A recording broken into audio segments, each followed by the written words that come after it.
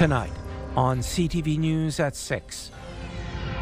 With help from the provincial and federal governments. We started yesterday morning bright and early on the commencement of that, and it had already been in the works prior to that. Officials with the town of Kapuskasing are looking for stability in the forestry sector. The deal is now finalized.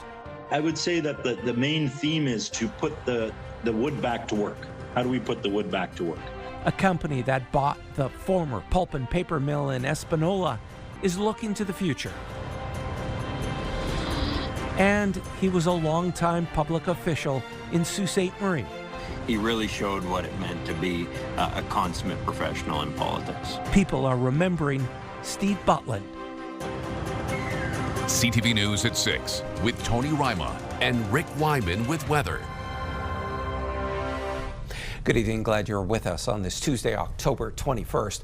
After support for cap paper in Kapuskasing recently, municipal officials are urging senior levels of government to take action to ensure stability of the forestry industry.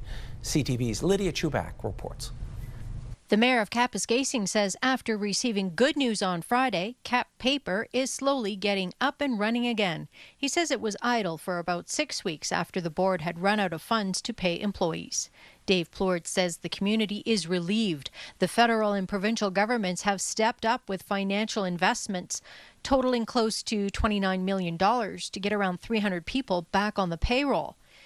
Plourde says work is underway to plan for the operation's future. We started yesterday morning bright and early on the commencement of that, and it had already been in the works prior to that, but we're having regular updates, and we're going to make sure that we have something in front of the governments very soon. Plourde, who now also sits as chair of the Federation of Northern Ontario Municipalities, says the support is appreciated, but on the whole, Northern Ontario's forestry sector requires urgent and coordinated action to ensure long-term stability. It's important to come up with a strategic plan for the forest industry to maintain the jobs throughout the NOMA and FNUM territory, both east and west.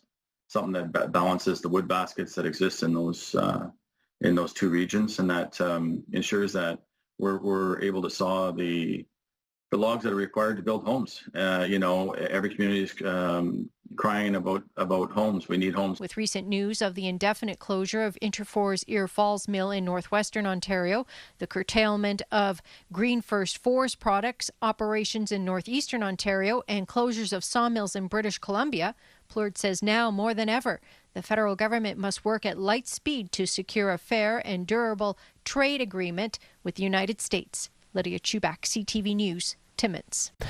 BMI Group, a company that reimagines and repurposes legacy industrial sites, has completed its purchase of the former Espanola pulp and paper mill. The site will operate as BioVeld North. BMI signed the asset purchase agreement in April of this year. While officials can't disclose what opportunities are knocking, they say they are in talks with some firms. I would say that the main theme is to put the wood back to work. How do we put the wood back to work? And that is obviously the site itself has quite a few assets. We have the hydroelectric dam, there's the pulp operation, and also paper making. But we've, if you follow us a little bit in the news, we've also been engaged and invested into some emerging technologies from putting wood back to work. It's going to take some time, but they are keeping, they've offered 31 employees that are there now, offering them employment as long as they want to stay. And then in the future, of course, we're hoping it'll bring in more employees and benefits for the community. And Veldman says employees will continue to operate the hydroelectric dam in Espanola. In 6 months' time, officials hope to make another announcement about prospects for the site.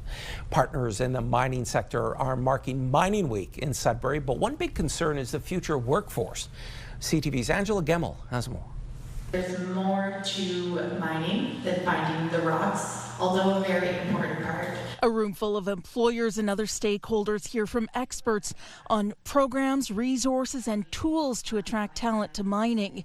The industry is booming, but there's a need for workers. Workforce is a challenge for all of our members across the province in the Mining Service and Supply Association, and we're really hoping that giving them education opportunities like this where they can learn what programs are available to them. The labor supply is not as strong as it could be. We have been facing a lot of labor shortages, particularly with skilled trades, mechanics, electricians, and so on. This forum was one of many events on the agenda during Mining Week in Sudbury.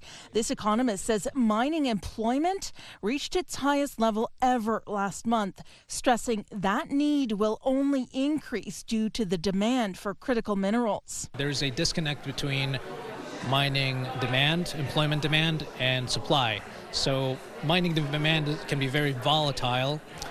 1 year we could double the number of people we need, but mining supply is not very flexible.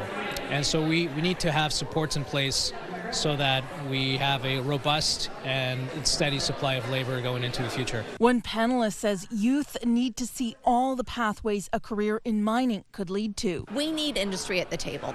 We need industry to come out and talk to young people about the world of work. We want young people to feel like they have some real intention and inspiration at the point when they graduate and think about their next steps. One of the other events on this week's agenda is the Mine Opportunity Connect for high school students from Sudbury, Espanola, and Manitoulin. That competition gets underway tomorrow at Laurentian University. Angela Gemmell, CTV News, Sudbury. Tequah-Tagamu Nation is ending its lawsuit against Discovery Silver Corporation. The First Nation had launched the suit against Newmont Corporation to stop the recommissioning and remining of Pamour Mine until the province did its duty to consult. Discovery bought Newmont in January and has been working with the First Nation since March to resolve issues and create a viable partnership. You can read more on this story and a lot more on our website, CTVNewsNorthernOntario.ca. Let's talk weather. Sun and cloud along with rain on this Tuesday. With more on that, here's Rick Wyman. Oh yeah, lots of rain. It started 11 o'clock or so, Greater Sudbury, and it's continuing over the course of the day. We'll take a look at our current temperatures in just a couple of moments as well. Here's our systems map. This is what's swirling around the northeast right now, and of course, with it, some snow. Yes, snow. It's that time of the year. Here we are, well into the stretch run for the month of October. We'll get into that as well. We've got some sleet coming up, some showers or flurries in the forecast, and more. Tony, back to you. Thanks, Rick. Community Living Kirkland Lake is the big winner thanks to Rock Solid Wrestling. A check worth more than $3,500 was presented yesterday to the organization following a wrestling event in August. More than 400 people attended the Rock Solid Wrestling show. Rounded up, still to come on CTV News at 6. 3 people are arrested in Sudbury for a series of shoplifting incidents. Right now, we're heading to Elliott Lake and the Miners Memorial. This is courtesy of the city of Elliott Lake. It's 12 degrees. We will return in just a few minutes. Pure Country 91.7 wants to send you to Sandals South Coast in Jamaica. We're giving away an all-inclusive Caribbean vacation for 2 every weekday. Listen for your chance to win. Pure Country Passport with Sandals Resorts. Get closer to the Caribbean. The North Bay Police Board approved its 2026 budget this morning and is sending it to the city for approval. CTV's Eric Tashner breaks it down for us. We are well positioned. The North Bay Police Board have their crosshairs locked on a 7.62% increase in its 2026 operating budget. After months of tweaking and discussions with community partners, the board was able to whittle it down from a proposed 10% hike. There's not a lot of fat to trim. My job is to make sure the community is safe and that we're providing a service that's able to respond to emergencies. The increase represents close to $2.3 million, with the overall municipal levy set at $32.1 million. We know we've seen increases, higher increases over the past few years, and this does bring it down to a more manageable level. 94% of the operating budget consists of salaries and benefits. The budget doesn't include money for any new positions, but factors in the new collective bargaining agreement ratified in the summer and updated training requirements under the Community Safety and Policing Act. There was a lot of things I would have liked to have had in the budget, but I am satisfied with what we have. The board approved nearly $1.7 million on the capital side to continue tackling communication coverage issues and complete a needs assessment of the current headquarters to see if it's still a viable location. We want to make sure that we weren't putting a huge burden on the tax base, recognizing that it was a significant ask last year. There's also a need for more equipment, including ammunition, firearms, and vehicles that come from the United States. Those costs continue to rise. We had a grace period up to the end of October to make some purchases without the tariffs impacting them. The budget will now be sent to the city for approval during its upcoming deliberations, which are scheduled to start next week. And when I go to the council table, I'm looking at the overall impact on the city as well. A special council meeting is scheduled for December to approve the city's 2026 budget. Eric Tashner, CTV News, North Bay. 3 people have been arrested in Sudbury for more than 20 incidents of shoplifting. Patrol officers located 2 people in the Cambrian Heights area who were breaching release conditions last week. Police took them into custody and determined the pair were responsible for at least 20 shoplifting incidents on Notre Dame Avenue over the last 3 weeks. A 29-year-old man and a 34-year-old woman have been charged with theft under $5,000 and were remanded to custody after a bail hearing. A 40-year-old woman wanted for a slew of shoplifting incidents on the Kingsway was also taken into custody over the weekend. That individual is believed to have stolen more than $18,000 between April and September. Sioux Area Hospital declared a code gray around 1 this morning. A code gray is a critical system or infrastructure issue impacting care. Officials at the hospital say they're experiencing hardware issues and that their computer systems are down. The hospital is still open, but the issue may lead to delays or appointments and procedures being rescheduled. The emergency department is still open and people are still told to call 911 or come in for emergencies. The hospital says this is not a cybersecurity incident and private patient information is safe. A longtime champion for the city of Sault Ste. Marie has died. Former Member of Parliament, Mayor and City Councillor Steve Butland was 84 when he passed away last week. CTV's Corey Nordstrom has more. A man who served Sault Ste. Marie for more than 30 years is no longer with us. Steve Butland was one of the city's longest-serving politicians, with a career in public office ranging from 1980 to 2018. His death on October 15th is being mourned by the city of Sault Ste. Marie, where he served as both mayor and councillor. What was interesting with Steve, we didn't agree on every issue, that's for sure. We had opposing views on a significant number of important issues, but he was always such a gentleman. And, it was really a willingness to tell you ahead of time he was or wasn't supporting a certain issue that I was bringing up, or vice versa. It taught me that as he proposed things, that I should be having that conversation with him or with other councillors ahead of time, explaining why I would or would not be supporting something, and do it in a respectful way. So he really showed what it meant to be a consummate professional in politics. Born and raised in the Sioux, the former New Democrat MP served as a teacher and principal in the city for 34 years. Shoemaker shared a term of council with Butland, saying that the former mayor became a mentor to him. After retirement, Butland received the city's Medal of Merit and Key to the City. He was strongly admired by the people, even if his partisan politics were on the ebb, his municipal nonpartisan politics flowed from there, and so it was a real dedication to the community and a real passion for the community, and I think that was recognized by everyone he represented over the years. Sault Ste. Marie Algoma MP Terry Sheehan paid tribute to his former colleague today in the House of Commons, sharing a story of their time together. When he and I, as city councillors, visited the House of Commons at an AMO conference, and we walked in the door, and it was a guard that remembered him a decade later fondly and remembered his name, what party he belonged to, and everything. It was quite amazing the impact this guy had on every kind of people from all walks of life. My condolences to Sharon, his daughters, Stephanie, Susan, Stacy, their husbands, their grandchildren. Rest in peace, Steve. Rest in peace. Corey Nordstrom, CTV News, Sault Ste. Marie. Well, today is Child Care Worker and Early Childhood Educator Appreciation Day. CTV's Madison Merrier has more from Sudbury.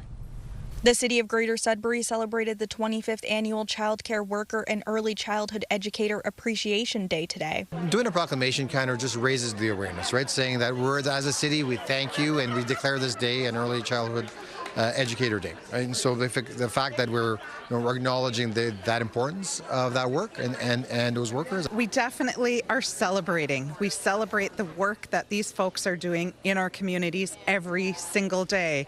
But we also know that we need to advocate. We really need the governments to work together to continue the plan.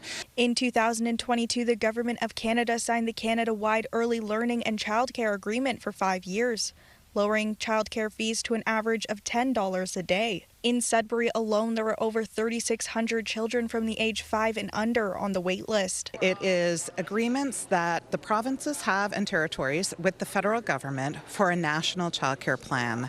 So we have this plan that is expiring March 2026. The independent author's report regarding the Canada-wide Early Learning and Childcare Program states that in 2026, an additional 10,000 registered early childhood educators could be needed by December. But Mantelak says there are only 160 days left in the 5-year agreement that ends next March. Make sure that we can continue having the benefits to families, children, workers, the economy in general, to ensure that we have proper funding and stable funding for our childcare plan. We want our economy to grow.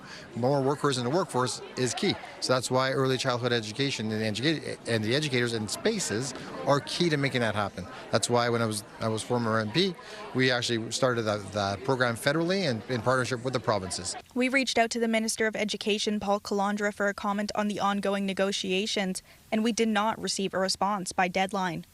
Madison Merrier, CTV News, Sudbury.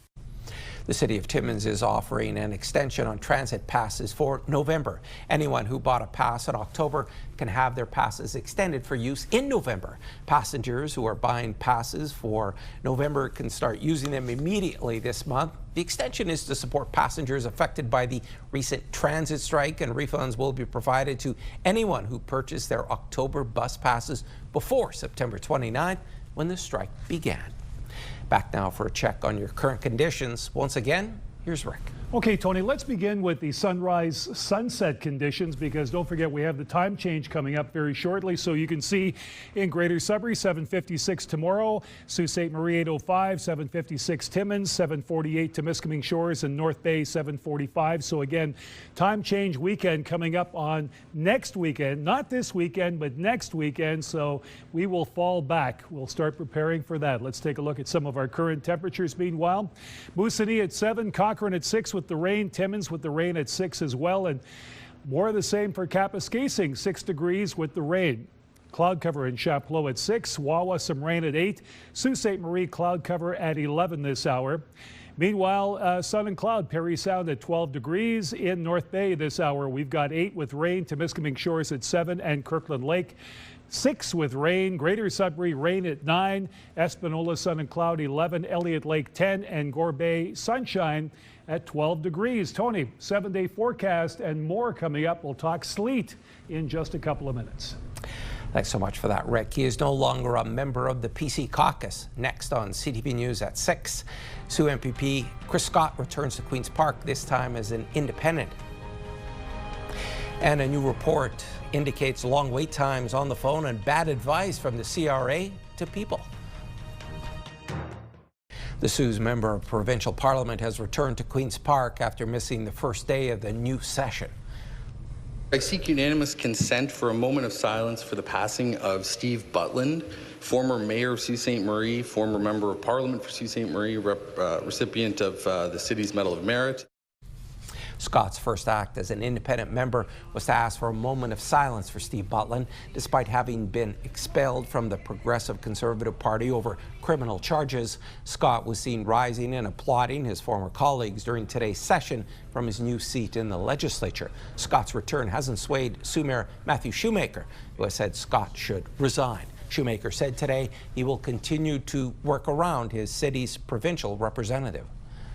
If he's raising issues that are important to Suites, then I hope that it'll help advance the cause. I plan to not change course in terms of how I'm conducting myself. I plan to do direct outreach to the Premier's office, to the ministers that have active files relating to Sault Ste. Marie on their desks, and to advocate for the Sioux, with the government directly, as he is no longer a member of it.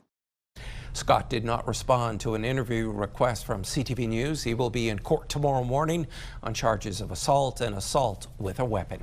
And Queen's Park was all fired up today as another automaker says it's pulling the manufacturing of one of its products from Ontario, this time in Ingersoll. CTV's Siobhan Morris has that story.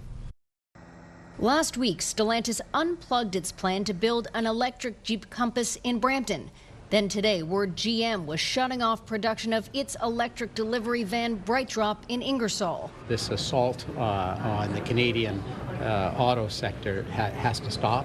Ontario's pledged $259 million to help GM set up EV production in Oshawa and in Ingersoll. If they breach a contract, we're going to sue them. Simple as that. And he knows that. They've breached a contract, and we're going to make sure that we get another vehicle in that area. The opposition unconvinced the Premier's done enough to protect auto investments. One after the other, they're folding.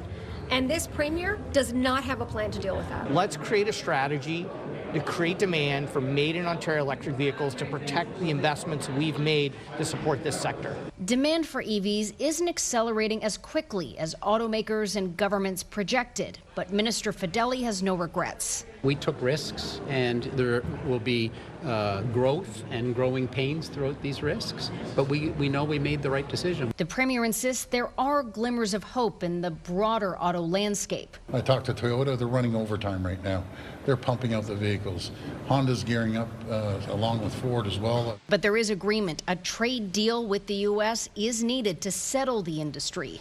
There's a call for a strategy session between governments, labor, auto, and parts makers. See if we have a better understanding of how to play our cards with the Americans.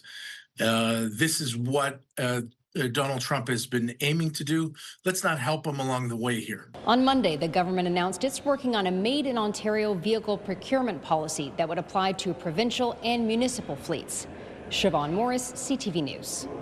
In the meantime, Sudbury MPP Jamie West spoke out today on what he calls the government's inaction on wage theft. West quoted a Workers' Action Centre report saying almost $200 million in wages have been withheld, paid late, or have been shortchanged in the last 10 years. This includes 60% of workers surveyed saying they did not receive adequate or any compensation for overtime. West called on the government to make more of an effort to protect workers. $200 million was stolen from workers. They got 1/8 of that back. 1/8. You know how it happened? It's not accident, Speaker. In 2018, the Conservative Minister of Labour instructed staff not to initiate any proactive inspections on this. Whoa. And according to their own data, these proactive inspections prevent wage theft. West says inspections are down 77% over the last 7 years. The report makes several recommendations, including the government closing gaps in the Employment Standards Act to prevent practices that result in wage theft. Canada's Trade Minister Dominic LeBlanc is back from Washington. LeBlanc says progress is being made on reaching a deal between Canada and the U.S., but he says he was surprised this morning to see reports that the deal was going to be finalized in the next few days. We're into a level of detail that we hadn't seen previously, but we still have work to do, and my objective is to continue to do that work until we get to the deal, but we haven't set a deadline of a particular date in the next week or two. We'll just continue to do the work to get the right deal. If we set an artificial deadline, it might lead us to a deal that's not in the best interest of Canadian workers. So we're just going to do the work until we get to that point and the Prime Minister decides it's the right deal for Canada. LeBlanc has made several trips to Washington for trade negotiations with U.S. officials. President Trump has slapped sectoral tariffs on auto, steel, aluminum, copper, and lumber, and that's in addition to blanket tariffs that are not covered by the current North American trade agreement. And there's more news still ahead, but first, here's your full weather forecast with Rick. We're playing the blame game, Tony, on me because it's my fault. We've got all this precipitation after a day of sunshine yesterday, but it will improve by the weekend anyways. Here's forecast radar right now. We've got some rain, got some snow mixed in with around 11 o'clock tomorrow morning around the noon hour. So again, some flurry activity and dropping temperatures. So turning colder, and with that, chance of showers or chance of flurries, as you can see, swirling around by about 6 on Thursday evening. Things will get better. Okay, overnight in Greater Sudbury, chance of showers. More of the same in the Sioux, rain in Timmins, Temiskaming Shores, and North Bay. Temperatures lower than normal. Moosonee, we've got rain, Kapuskasing-Hearst rain, Wawa rain, chance of showers, Gore Bay and Parry Sound as well. Now your 7-day numbers. Here we go. Sudbury Nickel Belt, chance of showers tomorrow. Then we have the chance of either showers or flurries in the forecast. 5 and 7 your daytime highs. Sun and clouds Saturday, Sunday, and Monday. 7, 10, and 11. Your normal this time of the year should be around 8. Sault Ste. Marie Algoma, chance of showers tomorrow at 10. Then the chance of sleet on Thursday, Friday, 7 and 6 your highs. Saturday, Sunday, Monday, 10, 12, and 13. So it will get warmer. It's not quite what we'd expect at the beginning of October, but it's going to be okay. Timmins, Cochrane, Kapuskasing, chance of showers tomorrow at 7. Sleet Thursday, Friday at 60 and 40%. Daytime highs around 5. 5 on Saturday with the cloud. Sunday, Monday, sun and cloud 9 and 11. So things will improve. A little cool at night, however. Temiskaming Shores and Kirkland Lake, chance of showers tomorrow at 9. Sleet Thursday, Friday, 60 and 40%. Daytime highs only 6. Saturday, cloud cover and 5. Sunday, sun and cloud and 8, 10 degrees on Monday, sun and cloud. That's going to be a beauty of a day. Normally you should be sitting at around 8, but we're certainly due with some warmer weather, especially as we get closer to Halloween, just over a week away. How about North Bay, West Nipissing? Chance of showers tomorrow at 10. Sleet Thursday, Friday, 40 and 40%. Again, 5 and 7 your daytime highs. 7 on Saturday, some sun and cloud. Sunday, sun and cloud at 8 and 11 degrees. Come Monday, more sun and cloud. Normally, you should be sitting at around 9. Take a look at your evening conditions. You've got 0, 1, 2, 3, back down to 1 and 2. So it is cooling off by the end of October. Kind of wondering, are we going to get snow for Halloween? We'll have to certainly wait for that one. Let's check out our pick of the day. Here we go. Lori Gregg, she's from Ottawa, took a shot of the sunset at Lake Nipissing, and she's visiting, and she said, Mr. Wyman, I took this picture. It's a nice picture. It is a nice picture, Lori. Thank you so much. Being from Ottawa, I can certainly appreciate why you like the nature setting here in northeastern Ontario. Perhaps your pick could be on tomorrow. Check it out. Check out that code. Give it a scan. Stick around. Tony has more news after the break.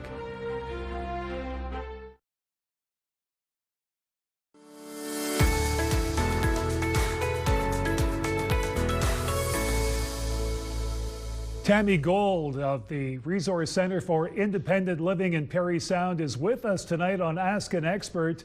And of course, we're talking about independent living with Laura Munn in Magnetawan, who participates in the direct funding program as a self-manager. So Laura, let's begin with you. How did you first get connected with the direct funding program? Well, when I was first injured in 2007, my case manager at the time with Spinal Cord Injury Canada, or Ontario, introduced me to this program and filled out some applications for me, and we submitted them. At the time, it was a 5-year wait list. So I submitted in 2011, and thankfully got put on the program in 2014. Okay, so how was the process? Was it difficult? It was quite a lengthy application at the time. Yvonne helped me fill it out. And then I got a phone call from Daryl Smith, who was the executive director at the time. I went over for an interview.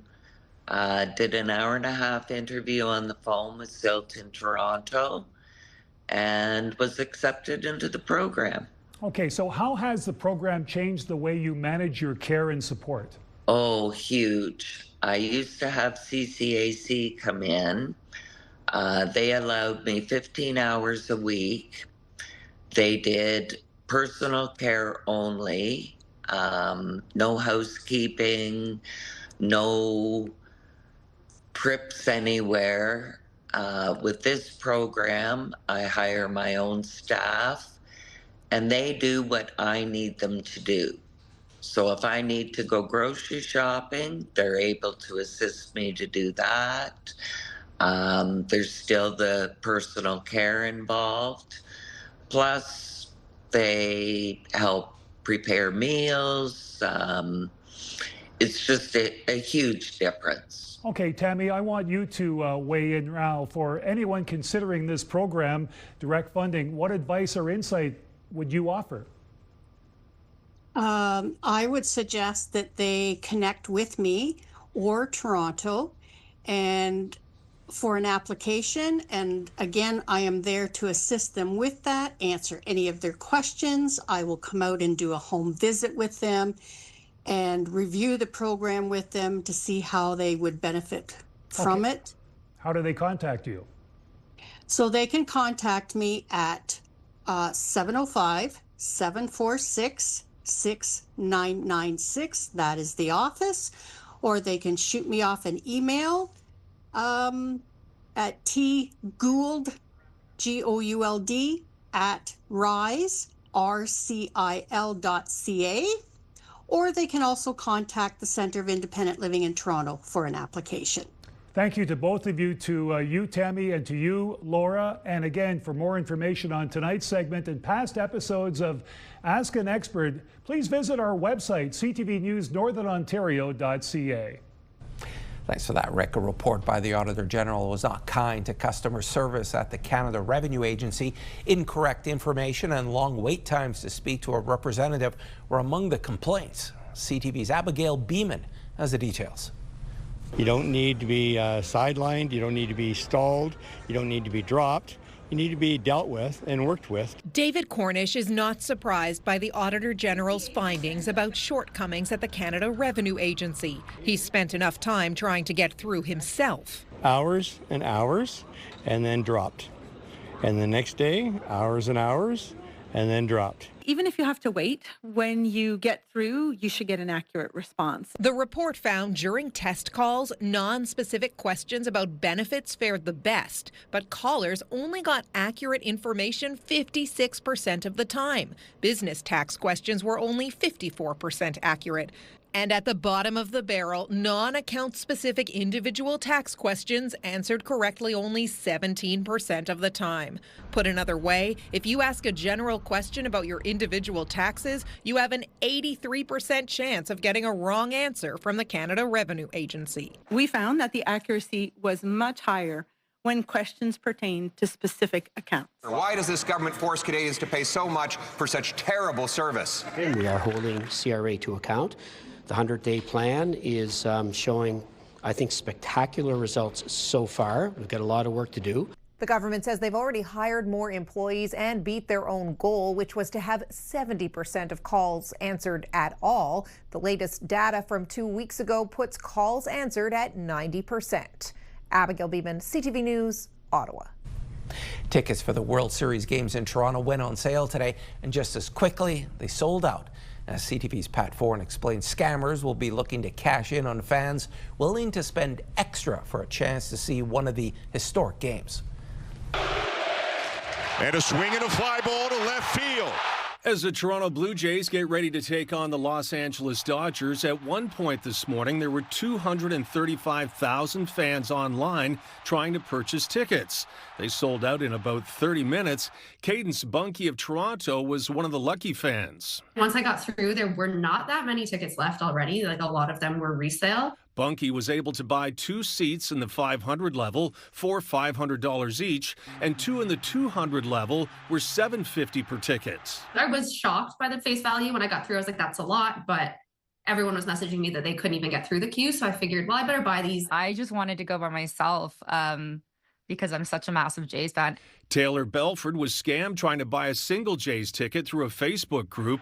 It was for Game 6 of the Jays and Seattle Mariners at $150 for a ticket in the 200 level. She says it seemed like a bargain, but the seller claimed they couldn't go and didn't want the seat to be wasted. It was, again, somebody supposedly that had tickets that wasn't going to be able to go, that didn't really care about the money. After she transferred the money, the seller said he couldn't separate two tickets and told her to send another $150. When she asked for a refund, she says it was clear she had been scammed. I just lost that money, and I don't want other people to have to go through that too. So just be careful. Tickets are now selling on the secondary market. On Ticketmaster, 500 level tickets are selling for $2,000 to $3,000. The price jumps to $7,500 in Section 115. If you wanted to be closer to the action, you could pay almost $20,000 for two tickets. Over on StubHub, prices were about the same, if not more. In Section 22, two seats will cost you more than $12,000. But in Row 1, Section 21, two seats will set you back almost $25,000. But that's VIP with all you can eat and drink. You may find tickets cheaper, but be cautious if you see deals on social media. Chances are they're a scam. I think they want to keep this Facebook group open to keep scamming people. Pat Foran, CTV News. As you just heard, the Blue Jays win in dramatic fashion. Still ahead on CTV News at 6. For the first time in 32 years, the Jays are heading to the World Series.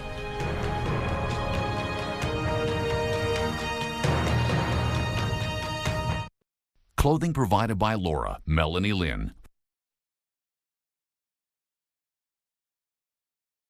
It's an event that's happening on November 1st, and tickets are selling fast. It's the Sudbury Sunrisers Viva la Event fundraiser. To tell us more, Tim Blatt of the Sunrisers now joins us. Tim, so nice to see you.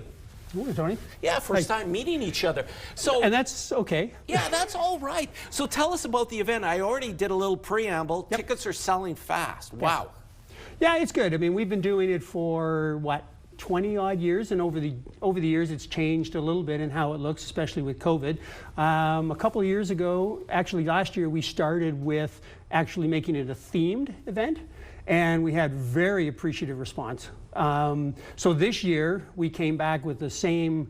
Last year we'd gone to Italy. This year we're Viva la Van's going to Spain, but the same type of themed thing. And as you say, the uptake was even before we even got the tickets out rolling. People were very interested. So and what that means is that the wines that will be at this will be from Spanish origin, and they have been paired with cheeses, some of which are Spanish, others of which are kind of a little out of the box in some cases, but they've been really, really well tested between a select group of us, and I think people are really going to enjoy it. There is a live performance. Toe Jam Tequila will be on board for providing that. There's a full-out buffet, and it's just a really good, entertaining night for people to get together and have a good time and support the Rotary Club. Long live the wine, right? Absolutely. So you also have an opportunity to win a trip to Spain too? Yeah, that's one of the opportunities that we have. I mean, because it is a fundraiser, while the tickets come in and they are at a certain price that people might look at, but really the vast majority of that cost just covers everybody coming in the door, and we need other things to bring in funds for the fundraiser. The reverse draw, again, last year the trip to Italy went over very, very well. We've increased the tickets by 50% to try to hopefully make people a little bit happier. And others, there are prize tables to be won as well, and then we have a draw where you can buy keys for a wine fridge, so again, which is full of Spanish wine. What about the money that you raise from this event? Where does that go? To certain programs or community organizations? Yeah, sure. So our Rotary group, as well as the other Rotary group that's in Sudbury, jointly we look after Rotary Park. Those people in the New Sudbury area will be familiar with that. So it's a recreational activity, and we've got soccer fields there and walking trails. So we have taken that on as kind of our legacy project to the city of Sudbury. So part of our funds get involved with that. Otherwise, we really accept people to make applications for other small pieces of money. We've done for like the Older Learning Center, independent living, things like that. So you would make an application, and then we would take some of those funds and basically put it back into the community. That's really what this is all about. Tim, so nice to see you. Nice to meet you. Glad you came in, and good luck with the event. Thank you very much, Tony. That was Tim Blatt. He was our guest. And to see more about the event on November 1st, to read about it, head to RotarySunrisers.com. The Blue Jays' big win last night was also a big win for one North Bay family who got to see the game in person. Steve Rickson, his family, and a few friends were seated near the third baseline. They described the atmosphere inside the Rogers Center as electric and exciting. Rickson grew up a Blue Jays fan, playing baseball when he was young. The last time the Jays won the World Series was 1993. Rickson was 9 years old. The loudest part of the game, the George Springer World Series berth clinching home run. We just couldn't get the momentum going. So then two guys on base looking for a hit to tie it up. And all of a sudden he hits a home run, a Springer dinger, and the place, like the roof blew off the place. Definitely an experience of a lifetime. We'll never forget it. Like just grown men crying after the game. The Ricksons tried to scrounge up valuable World Series tickets, but they're hard to come by. However, they say they won't be missing a pitch from their living room during the World Series. While everyone is talking about the Springer dinger today, when it comes to the ALCS most valuable player, there was one clear choice. What a show he put on of all-around baseball excellence. Vladimir Guerrero Jr. Yes, Vladimir Guerrero Jr. put together one of the greatest Octobers in Blue Jays history, and the Montreal native tied a franchise record with 6 playoff homers. He also hit .385 with 3 doubles and 3 home runs during the ALCS. Every team want to be in the World Series, and we in the World Series. The job is not finished. We got to go 4 more and just enjoy the moment and come Friday and play the game. And Game 1 of the World Series between the LA Dodgers and the Toronto Blue Jays is Friday at the Rogers Center. Golf is not a sport that requires helmets, but members of the Owen Sound attack might consider wearing them when they're golfing with their captain.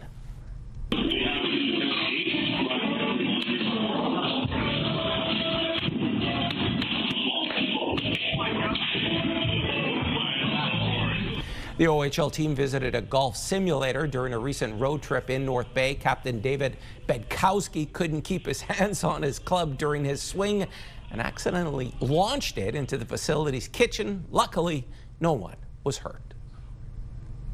Entertainment brought to you by the Cinefest Red Carpet Patron Program. Plenty of casting news, beginning with a certain traveler down the yellow brick road. David Daniel has details in our Hollywood report.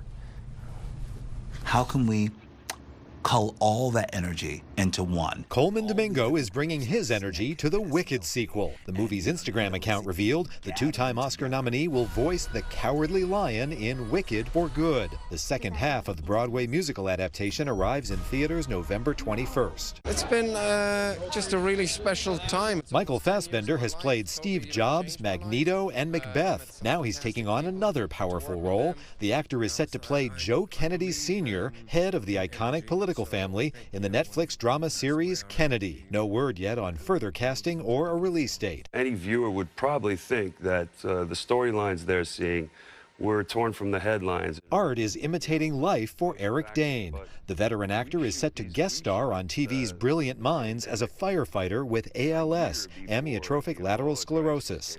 Dane announced this year he'd been diagnosed with ALS, a paralyzing neurodegenerative illness also known as Lou Gehrig's disease. He'll appear in the 9th episode of the NBC drama's current season. In Hollywood, I'm David Daniel.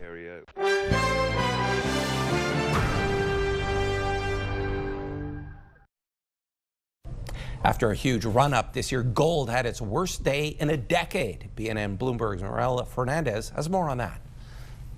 Gold has been surging this year as investors look for security in a quickly changing world.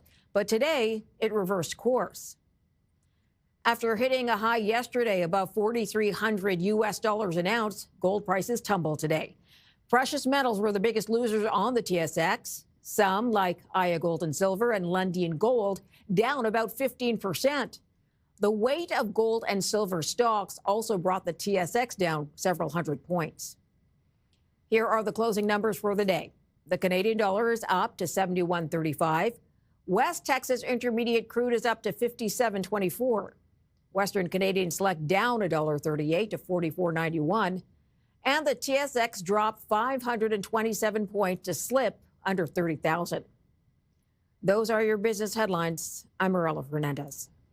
And here are the current prices for some key commodities we watch. As you heard, gold down $231.47, closing the day at $41.2507 US an ounce. Silver slipped $3.75 to end the day at $48.69. Copper down 2 cents, and nickel moved ahead 3 cents, ending the day at $6.78 US a pound. And Rick is back now for one last look at your Wednesday weather. Well, it's a good thing, Tony, I didn't buy any gold last night after seeing the prices, but that's okay.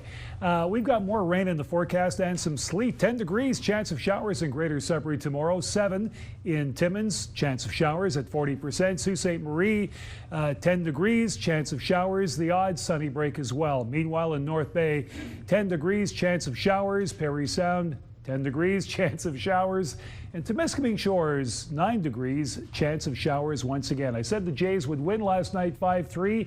Tony, they won 4-3, but that's okay. They're going to the World Series. Good call. Thanks so much for that, Rick. And that's our show. Thanks so much for watching CTV News at 6. I'm Tony Ryma. For all of us here, more news comes your way at 11:30 with Amanda Hicks. Good night.